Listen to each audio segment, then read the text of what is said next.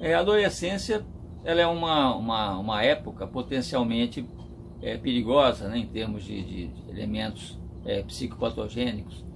É a época em que a gente tem mais suicídios, a gente tem mais surtos, a gente tem mais crises, mais questões, né, que afetam o estado emocional, porque geralmente o adolescente ele fica exprimido entre as instituições, a família, né, a escola, que empurram ele para frente, né, que exigem que ele faça investimentos, decida o que vai fazer, estude, né, e ao mesmo tempo a realidade, né, que oferece uma série de obstáculos que ele percebe que principalmente essa geração de uns tempos para cá, que os espaços sociais de realização eles ficam muito incertos, né, muito inseguros sobre quais as suas possibilidades, né, de se inserir na vida social. Então ele fica exprimido entre uma pressão, né, na retaguarda e uma pressão ali na vanguarda, né? E além disso, a maior parte dos adolescentes eles não conseguem se identificar emocionalmente com a vida dos pais, né? Geralmente eles veem os pais estressados, geralmente em conflitos, né, entre si ou consigo mesmos, né, com a profissão, né, com a vida afetiva. Quer dizer, então isso faz com que eles não se sintam muito, vamos dizer, animados, né, com o avanço, né, o investimento ali para o futuro, ao mesmo tempo que há uma pressão interna e externa em relação a esse avanço. Então hoje em dia, principalmente nos países, vamos dizer, considerados desenvolvidos, em desenvolvimento, as pessoas começam a desistir, vamos dizer, de terem uma vida, um acasalamento, terem filhos, muito desistem, né, do próprio trabalho, dos estudos, quer dizer, porque o ambiente, vamos dizer, no qual eles estão inseridos, deixa, né, poucas positividades, vamos dizer, em relação ao investimento, né, nessa direção. Usualmente, nem a sociedade, nem a família, nem o próprio adolescente se dá conta, vamos dizer, da complexidade daquilo que o adolescente precisa elaborar. Portanto, é comum que hajam crises, né, nessas relações, devido a expectativas, né, que se tem em relação às possibilidades de investimento, por um lado, e as condições efetivas, né, que o adolescente tem de executar isso. Então, apesar do pai e a mãe, por exemplo, né, serem né, depende da sua definição em relação ao outro, de maneira geral, enquanto na infância, né, a figura, de certa maneira, a função mais pregnante é a mãe, na adolescência a figura mais pregnante é a função paterna, né, que nem sempre é feita pelo pai biológico, mas é a figura que ocupa esse lugar de autoridade em relação ao adolescente e no desejo da mãe.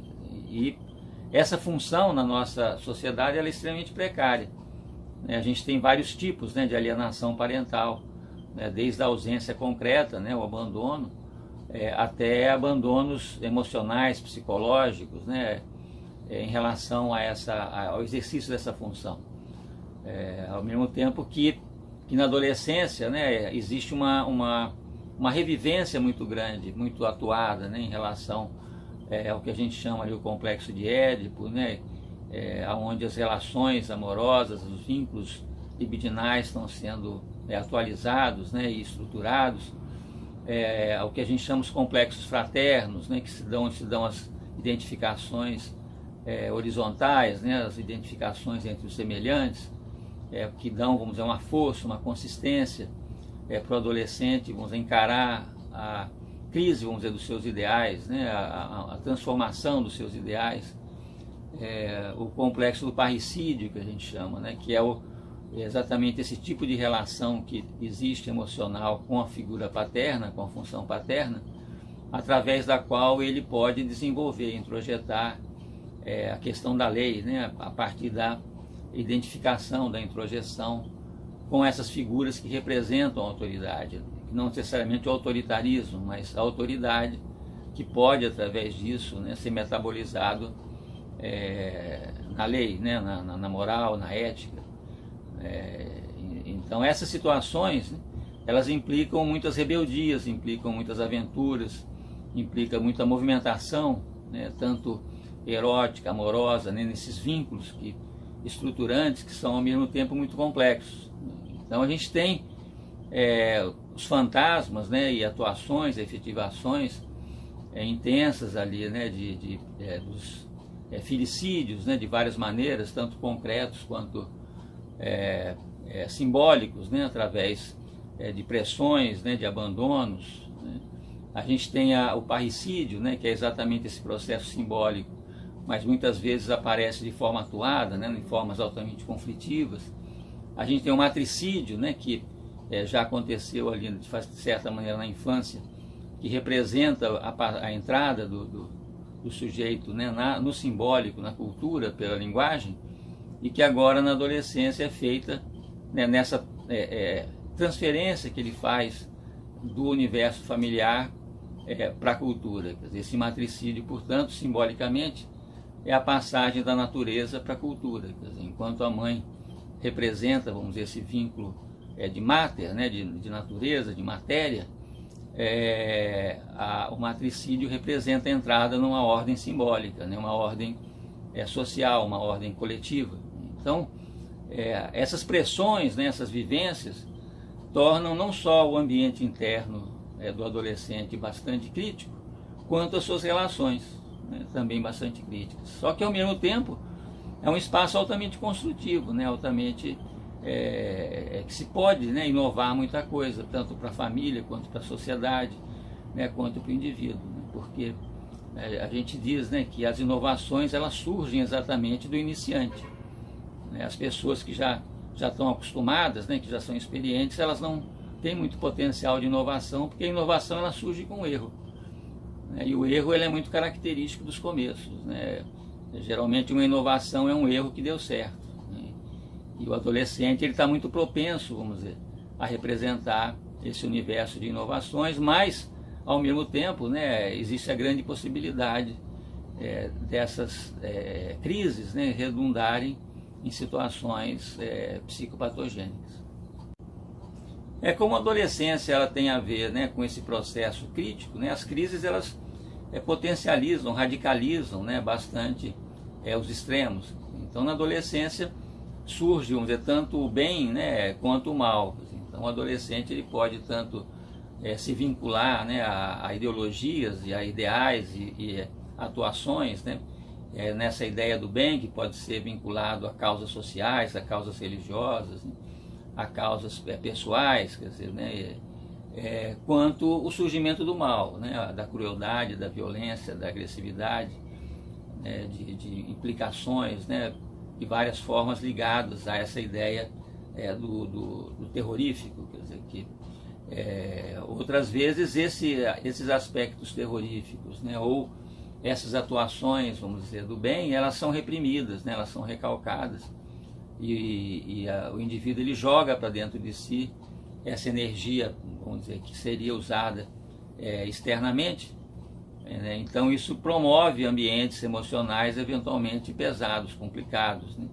Levando a retraimentos, levando a situações, vamos dizer, de anestesiamento por conta das drogas, né? Porque o corpo, vamos dizer, ele está muito pregnante na adolescência, né?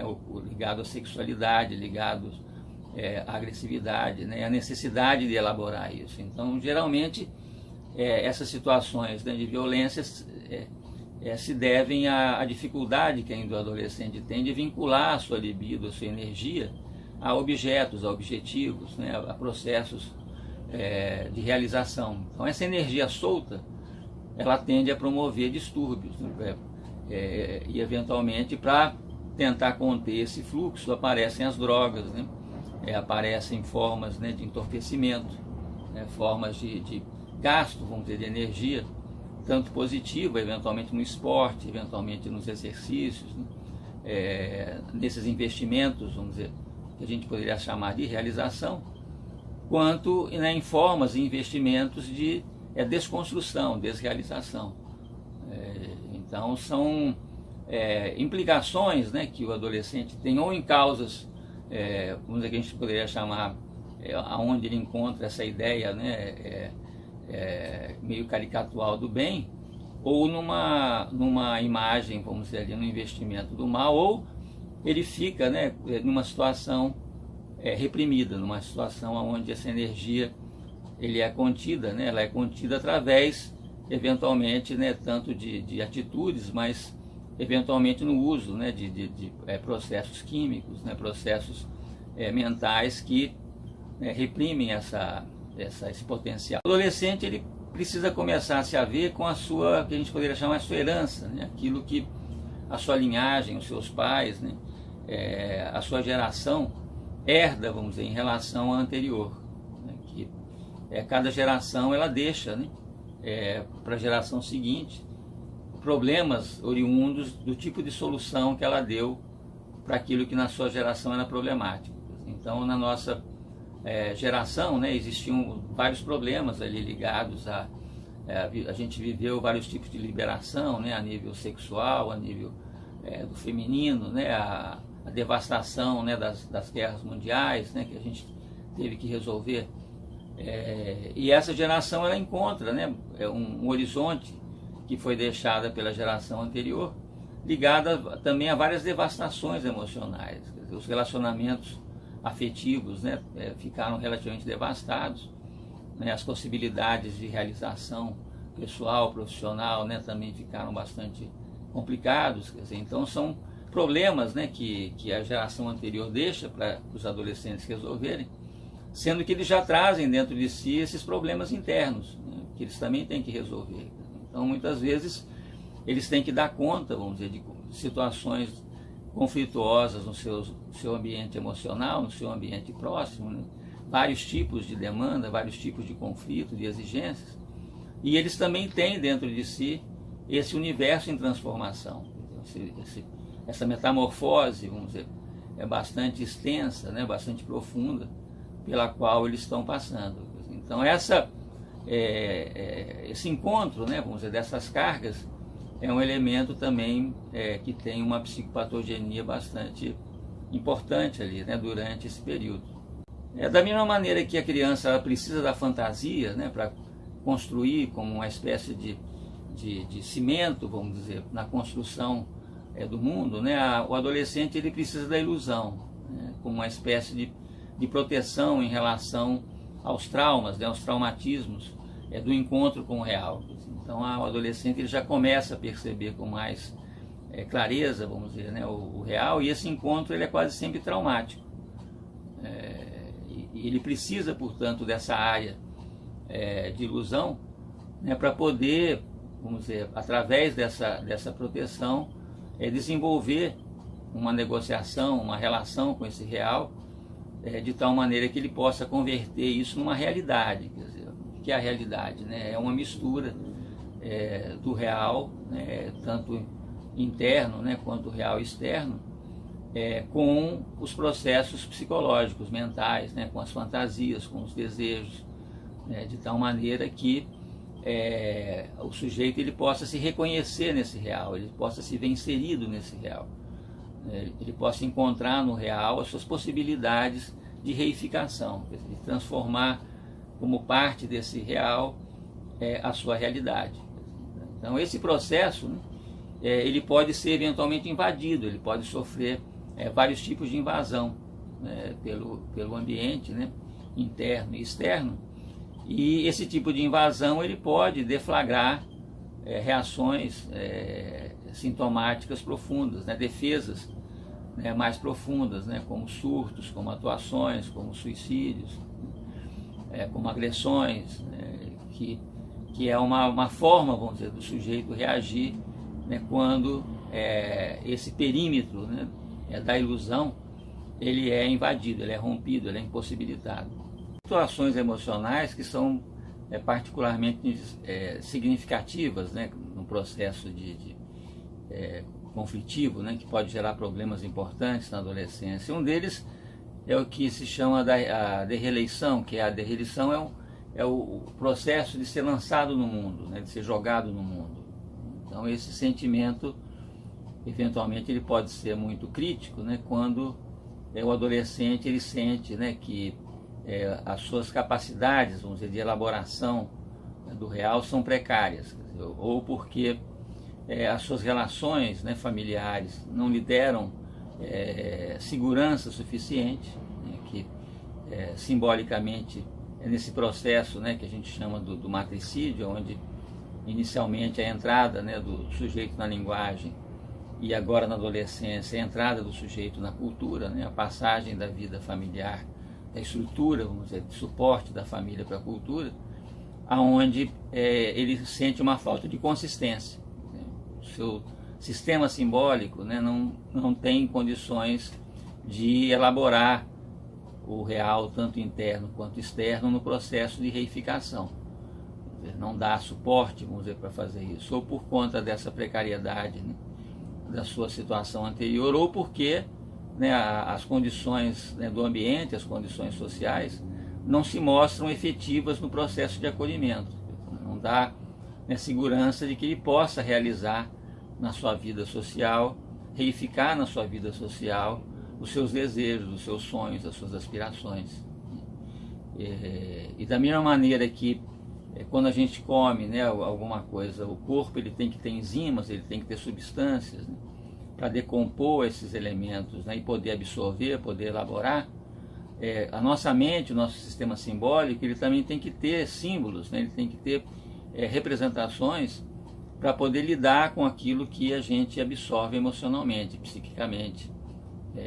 Esses elementos, né, que a gente absorve, eles precisam de uma elaboração simbólica para a gente poder processar, poder absorver. Quando isso não acontece, esses elementos eles podem se tornar tóxicos, eles podem se tornar objetos aglutinados, né, objetos alienígenas, estranhos, vamos dizer, dentro do próprio sujeito, produzindo efeitos, né, eventualmente críticos, sintomáticos, né, de despersonalização, né, porque faltam os elementos para lidar, né, nesse processo no qual o sujeito ele foi lançado, né, ele foi jogado dentro do mundo, dentro da sociedade, e ele não tem, né, condições simbólicas para lidar com esse novo estado, com esse estado no qual ele se encontra. Uma outra situação potencialmente crítica, né, é o que a gente chama da infração, que é um processo de violação, de invasão, né, que o real ele faz, né, sobre a mente, tanto esse real interno quanto externo, e as, vamos dizer, fronteiras, né, o perímetro do sistema emocional, do sistema psicológico, ele é rompido, ele é invadido, né, por essas pressões. Então, geralmente isso se deve a um certo fracasso, né, a um certo problema ali, nisso que a gente chama da importância da função, né, da relação com o pai, né, na construção da lei, na construção dos sistemas simbólicos, que poderiam criar, vamos dizer, esse sistema de defesa. O sistema de defesa psicológico, né, do adolescente depende muito, né, da sua introjeção dessas figuras, vamos dizer, protetoras, simbólicas, né, que ele tem.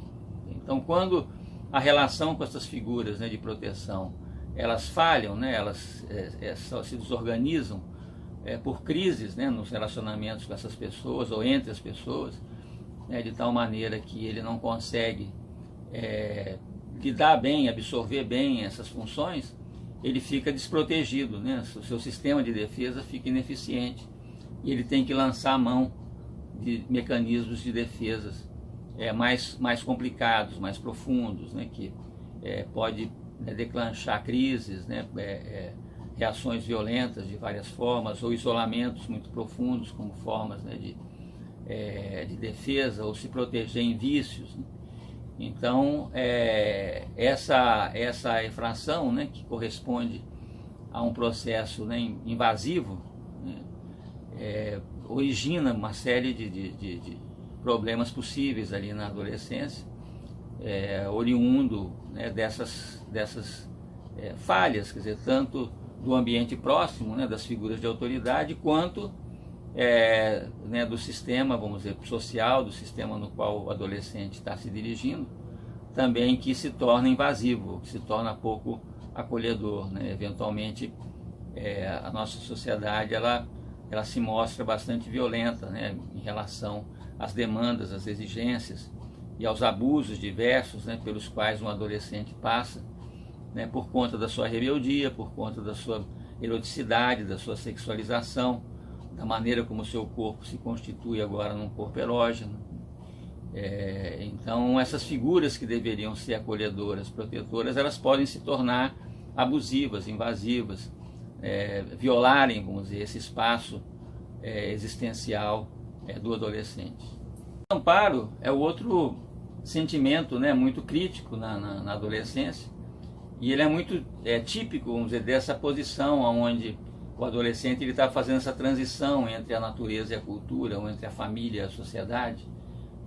Então esse movimento ele pode ser vivido como um trânsito, como um processo de crescimento, como um processo de renovação, de metamorfose na vida, como ele pode ser vivido na forma de uma ruptura, né? Na forma de alguma coisa que vem gerar um desamparo, onde ele não está mais fazendo parte nem de uma estrutura, ele não é mais, vamos dizer, da família, nem é da sociedade, porque ele não se identifica, vamos dizer, nem com uma, nem com a outra, né? E ele não vamos dizer, ele não encontra acolhimentos mais nem em uma nem em outra, né? Ele encontra nas duas situações demandas, né? Exigências, né? Pressões. Então esse estado, vamos dizer, de coisas, né? Gera esse sentimento de desamparo, que é um sentimento potencialmente crítico, que da onde aparecem, né, emergem os sentimentos, vamos dizer, de gratidão, sentimentos de reconhecimento moral, né, de fraternidade, de amizade, né, de reconhecimento da importância do outro, né, que são essas pessoas que nos acolhem exatamente nessas situações de desamparo. Então, quando o adolescente ele vive de uma certa profundidade o desamparo, ele sofre, né, a falta dessas situações de base, né, de relacionamento estruturante com os outros, né? Se ele não tem isso, ele pode viver realmente situações de alienação, né, processos, né, onde ele perde, vamos dizer, a consistência estrutural da sua relação tanto com os outros quanto com, né, a cultura, quanto em relação à sociedade, né, que depende, vamos dizer, dessa situação de desamparo não estar num processo muito crítico.